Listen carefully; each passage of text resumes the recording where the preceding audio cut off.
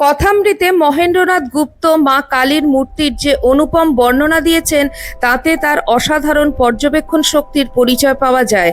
যখন আমরা মা কালী দর্শনে যাই একটু প্রাণ ভরে প্রণামও করতে পারি না এবং চোখ চেয়ে যে মাকে একটু ভালোভাবে দেখব তাও হয়ে ওঠে না। লাইনে দাঁড়াই, ধাক্কা খেতে খেতে একদিক দিয়ে ঢুকি এবং এক ঝলক মাকে দেখে অন্য দিক দিয়ে বেরিয়ে আসি।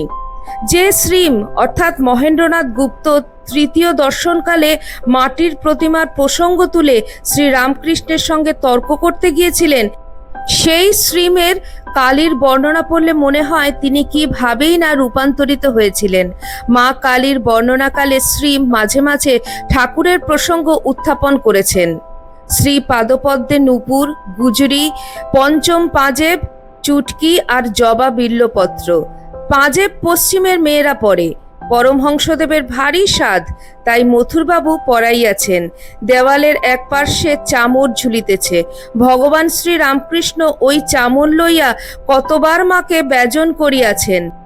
বেদি উঠিবার সোপানে রৌপ্যময় সিংহাসনোপরি নারায়ণ শিলা, এক পার্শ্বে পরমহংসদেবের সন্ন্যাসী হইতে প্রাপ্ত অষ্টধাতুর নির্মিত রামলালা নামধারী শ্রী রামচন্দ্রের বিগ্রহ মূর্তি ও বাণেশ্বর শিব।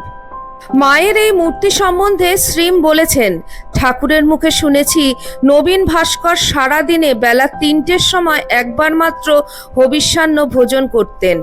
অত সংযত হয়ে অত তপস্যা করে তবে দক্ষিণেশ্বরের মা কালীকে বানিয়েছিলেন।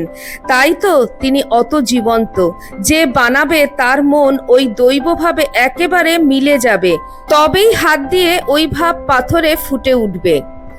কত তো কালী মূর্তি আছে, কিন্তু দক্ষিণেশ্বরের মূর্তি দেখে স্বাদ মেটে না, মনে হয় যেন বারবার দেখি। এর কারণ ঠাকুর মাকে জাগ্রত করে গেছেন। তিনি দেবীর নাকে তুলো ধরে পরীক্ষা করে দেখেছেন মা জীবন্ত। মন্দির শীর্ষে তিনি নূপুর পরিহিতা আলুলায়িত কুন্তলা মাকে গঙ্গা দর্শন করতে দেখেছেন।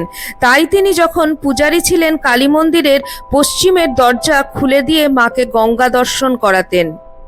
বলো জয় মা ভবতারিণী।